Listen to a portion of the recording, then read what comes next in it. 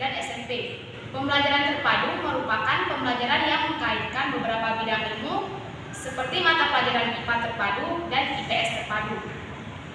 Apakah kalian tahu mengenai model pembelajaran Springsheet? Model pembelajaran Springsheet merupakan persamaan-persamaan yang ada dan yang diajarkan secara bersamaan meskipun termasuk mata pelajaran tersebut berbeda. Nah, untuk ciri-ciri model pembelajaran Springsheet, yang pertama itu ada topik atau unit, yaitu pada satu mata pelajaran disusun dan diurutkan terdepan dengan unit mata pelajaran yang lain. Yang kedua ada ide atau konsep yang sama, yaitu pada satu mata pelajaran yang diajarkan juga pada mata pelajaran yang lain, walaupun tetap pada pengajaran tersebut itu berbeda. Di sini saya akan melanjutkan materi dari model pembelajaran Springsheet, yang dimana di dalam model pembelajaran Springsheet itu pasti sudah ada kelebihan, kekurangan, bahkan pengguna dan langkah-langkahnya.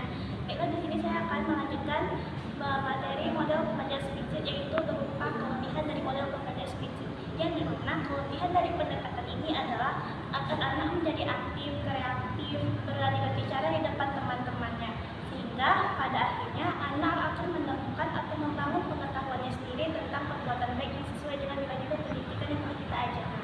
Baiklah, di mana dari kelebihan itu pasti sudah ada kekurangan dari model Springsheet-nya, di mana kekurangan model Springsheet itu terletak pada kesamaan persepsi dari beberapa guru mata pelajaran untuk membentuk model ini. Guru-guru harus memiliki otonomi dalam membentuk betul-betul kurikulum, dengan begitu pembelajaran akan lebih cepat disebut oleh siswa, sehingga untuk pembelajaran akan sesuai dengan konsep-konsep yang telah disamakan dengan guru mata pelajaran ini.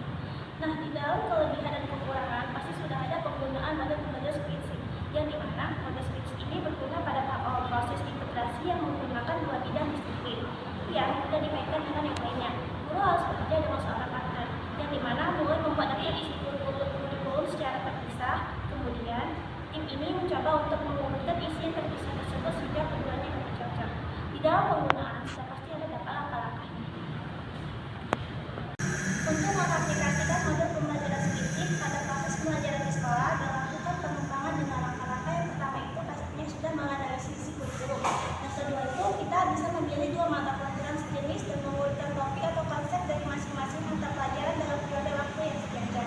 Yang ketiga itu memikirkan urutan yang logis dari kedua mata pelajaran dan menempatkan ke dalam urutan yang lengkap. Yang keempat, mendesain topik atau konsep dan kedua mata pelajaran yang secara logis dapat diajarkan dengan periode waktu yang sejajar. Pemanasan global juga disebut dengan perubahan iklim atau krisis iklim. Pemanasan global adalah suatu proses meningkatnya suhu rata-rata udara, atmosfer, laut, dan dataran bumi.